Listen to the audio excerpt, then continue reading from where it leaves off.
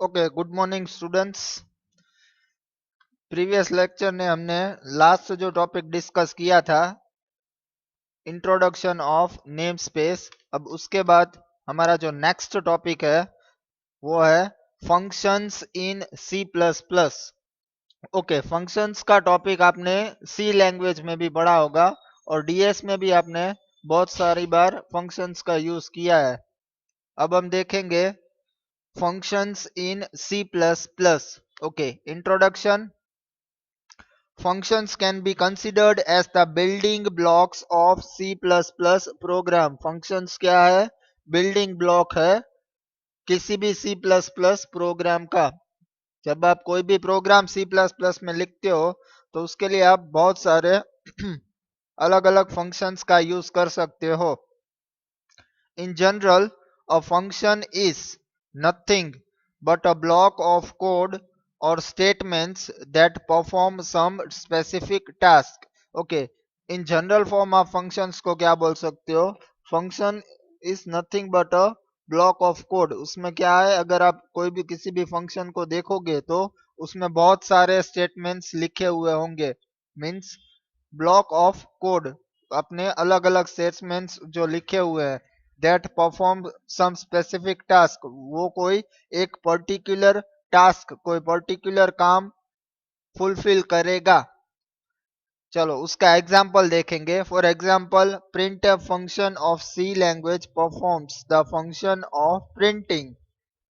Print function जो है सी में वो क्या टास्क परफॉर्म करता है? तो वो जो है प्रिंटिंग आउटपुट, आपका जो आउटपुट है उसको प्रिंट करने का काम करता है।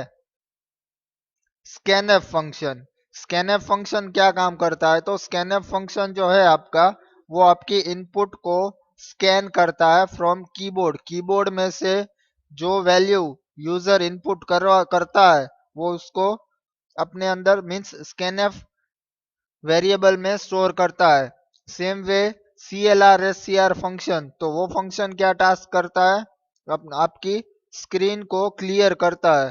तो ये जो हमने फंक्शंस देखे अलग अलग, print F, scan F, CLR SCR, इन सब फंक्शंस के साथ आप फैमिलियर हो क्योंकि ये सब फंक्शन आपने ऑलरेडी सेम 1 और 2 में यूज कर चुके हो इन सी एंड DS लैंग्वेज। ओके, जो आपके सब्जेक्ट्स थे सी और डेटा स्ट्रक्चर, उसमें आपने इन सब फंक्शंस का बहुत बार यूज कर किया होगा।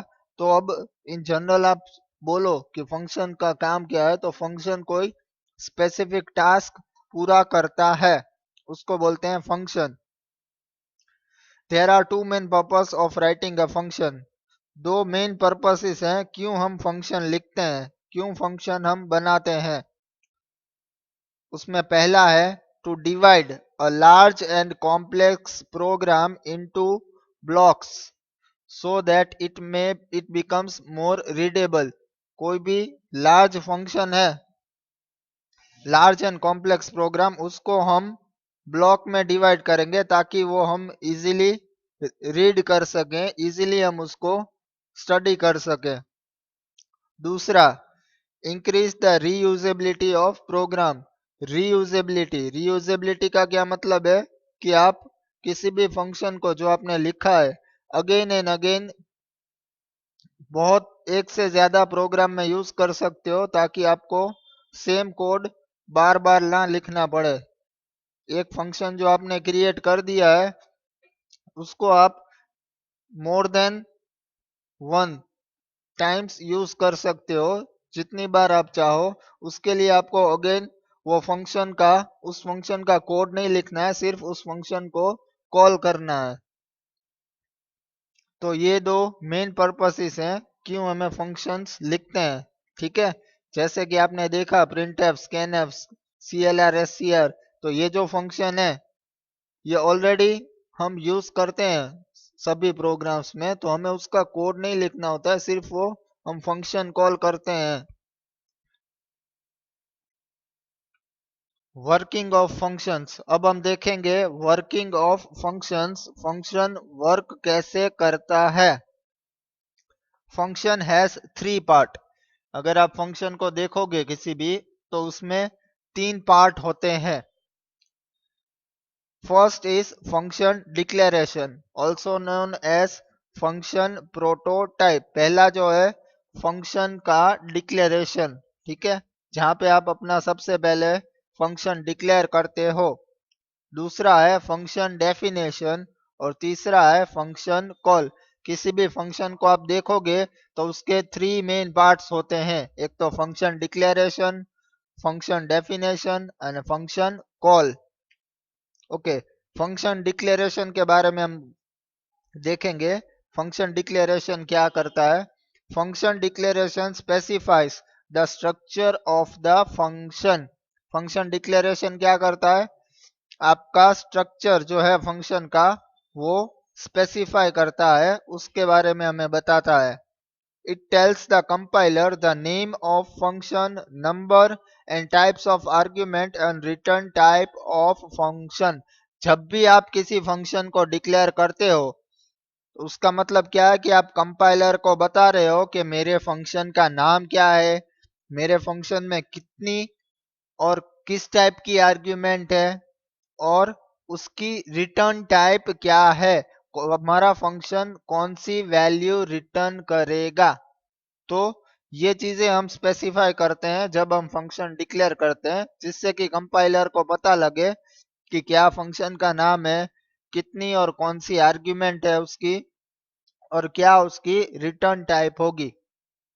Second, function definition. Function definition, as its name suggests, defines what the function will do when it is called। Definition का मतलब क्या हुआ कि हमारा फंक्शन कौन सा टास्क फुलफिल करेगा, हमारा फंक्शन क्या वर्क करेगा, ठीक है, वो हमें पता चलेगा फंक्शन डेफिनेशन के पार्ट से। और third, function call. Function call is the statement which calls the function. अगर अब आपने फंक्शन डिक्लेयर कर लिया, उसकी definition they the, now it is the time, अब जो वक्त है कि अब हम अपने फंक्शन को कॉल करें। जब तक आप फंक्शन को कॉल नहीं करोगे वो अपना टास्क फुलफिल नहीं कर सकता। फंक्शन तभी वर्क करेगा जब आप उसको कॉल करोगे, ठीक है। तो function call is the statement which calls the function, जो एक फंक्शन को कॉल करता है। When a function is called, it transfers the control to the function definition and execute each statement of the function body। अब जब आप function call करते हो तो आपके मेन फंक्शन के अंदर आप किसी भी यूडीएफ, अपने जो यूडीएफ बनाया है उसको कॉल करोगे। फंक्शन कॉल जब भी करोगे तो उसका, आपका जो प्रोग्राम का कंट्रोल है वो कहाँ पे ट्रांसफर हो जाएगा? फंक्शन की बॉडी पार्ट में, फंक्शन के डेफिनेशन पार्ट में। वहां से आपके स्टेटमेंट एग्जीक्यूट होंगे और फिर अगेन वो मेन फंक्शन में आ जाएगा।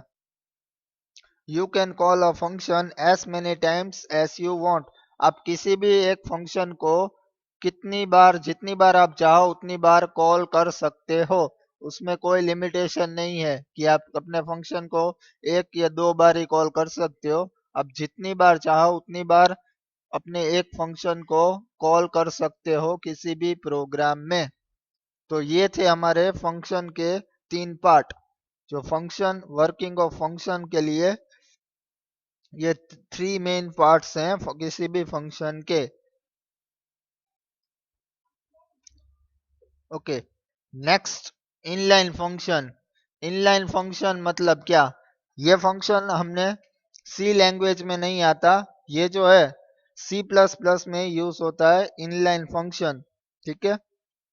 Inline function, the one of the main objective of OOP is reusability। OOP का जो मेन ऑब्जेक्टिव है वो है रीयूजेबिलिटी। आपने कोई भी चीज, कोई भी कोड लिखा हुआ है वो आप अगेन एंड अगेन यूज कर सको। This is useful to save the memory space. उससे क्या होगा कि आपकी मेमोरी स्पेस सेव होगी, बचेगी। This is possible when it is necessary to call a member repeatedly. ये कब पॉसिबल है? when it is necessary to call a member repeatedly। आपको कोई भी function again and again call करना है। मान लो आपने एक फंक्शन का कोड लिख लिया है, अगर आप एक प्रोग्राम में उसको कॉल करोगे एक से ज्यादा बार तो आपको कोड एक ही बार लिखना पड़ता है, अगेन एंड अगेन उसको लिखने की जरूरत नहीं है। Remember that when you call any function, then it is always take a lot of extra time for executing a series of instruction। आप जब भी किसी फंक्शन को कॉल करते हो तो आपका प्रोग्राम का जो कंट्रोल है वो अगेन उस फंक्शन के अंदर जाएगा, मीन्स आपका मेन एक्सिक्यूशन वहां पे रुक के सीधा फंक्शन के अंदर जाता है, जिससे कि आपका एक्सिक्यूशन एक्स्ट्रा टाइम ज्यादा वक्त लेता है। Jumping to the function, saving the registration, publishing the argument into stack and returning the value to the calling function। मान लो आपने मेन फंक्शन में खुद का कोई यूडीएफ कॉल किया है तो आपका एग्जीक्यूशन जो मेन फंक्शन का एग्जीक्यूशन है वो स्टॉप हो जाएगा और आपका जो यूडीएफ जो आपने कॉल किया है वहां से आपकी कंट्रोल उसमें ट्रांसफर हो जाएगी, जिससे कि आपका एक्स्ट्रा टाइम वेस्ट होगा और आपका जो प्रोग्राम का स्ट्रक्चर है वो जंप करेगा from main to UDF. For this purpose when we are using C language, we are defining macros of we can say preprocessor directives like has defined। इस चीज के लिए हम C लैंग्वेज में मैक्रोस जो डिफाइन करते थे प्री प्रोसेसर हैज डिफाइन, ठीक है, वो चीज हम सी लैंग्वेज में करते थे। पर सी प्लस प्लस जो है does not support the concept of pre processor. Pre processor का जो कंसेप्ट है वो सी प्लस प्लस सपोर्ट नहीं करता है। So C plus plus has given us a different solution which is called as inline function. ठीक है, अगर इस चीज के सॉल्यूशन के लिए हमें सी प्लस प्लस ने फैसिलिटी दी है इनलाइन फंक्शन की। इन inline function will work just like a simple UDF, but the speciality of inline function is when we call a simple UDF, then each and every time the UDF and its argument will be loaded in memory. But if we declare the UDF as inline, then the same memory location will be used, so it will save our time।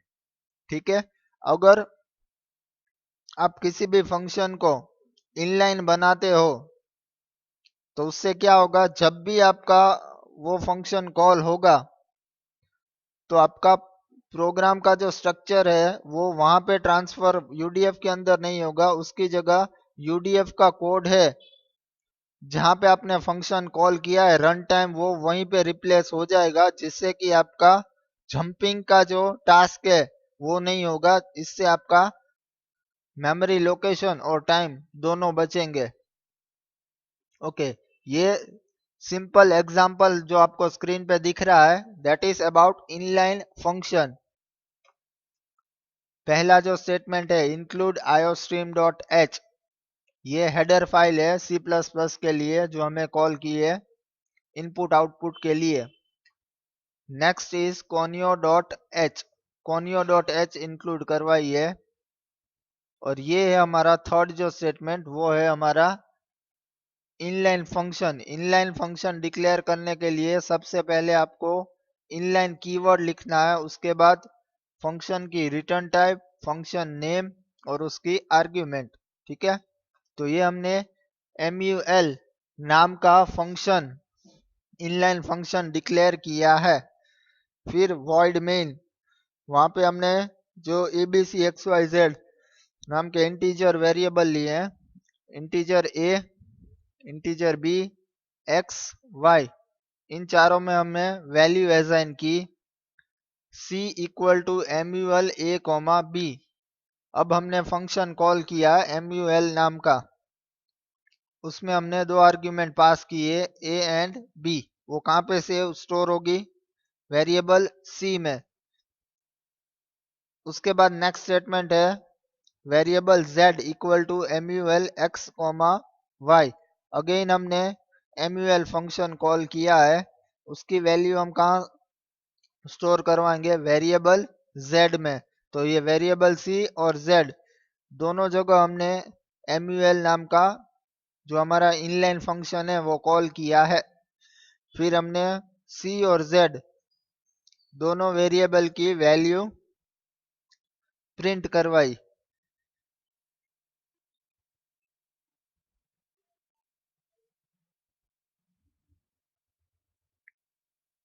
Integer MUL, integer p comma integer q। अब inline function का use क्या है, inline function जो है आपका वो आपका time और स्पेस दोनों सेव करता है, बचाता है, जिससे कि आपका प्रोग्राम डेवलपमेंट इजीली हो सकता है। ये एग्जाम्पल है अबाउट इनलाइन फंक्शन। हम प्रैक्टिकल जब प्रोग्राम्स करेंगे तब इसका प्रॉपर यूज देखेंगे। जस्ट अभी के लिए आप इनलाइन की जो थियरी पार्ट है वो सिर्फ रिफर कर लिया करो, ठीक है। Thank you.